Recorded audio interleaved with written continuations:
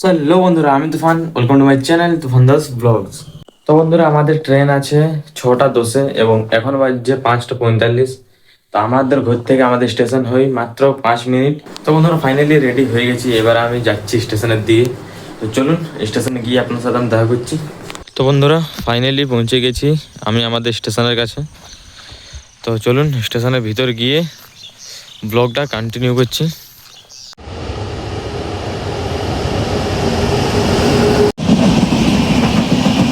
তো বন্ধুরা, ফাইনালি আমি আমাদের স্টেশনে পৌঁছে গেছি। তো আমি এখন আমাদের স্টেশনে পৌঁছে আমাদের স্টেশন থেকে একটা দোকানে আমি একটা কুরকুরে এবং একটা কেক কিনলাম।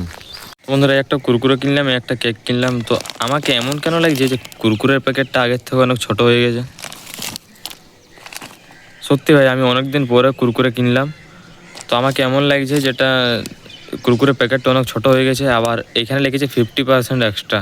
তো সেসব কথা বাদ দিয়ে আমি এখন দেখি এবং আমাদের তারপর ট্রেন ফাইনালি আমাদের কটার ট্রেনটা সময় আসে এবং বুঝতে পারবো আসার পর আমাদের আমি একটা স্টেশন সিটে গিয়ে বসে গেলাম এবং আসছে। প্রায় 3.5 ঘন্টা জার্নি করার পরে ফাইনালি আমি পৌঁছালাম চক্রধরপুরে।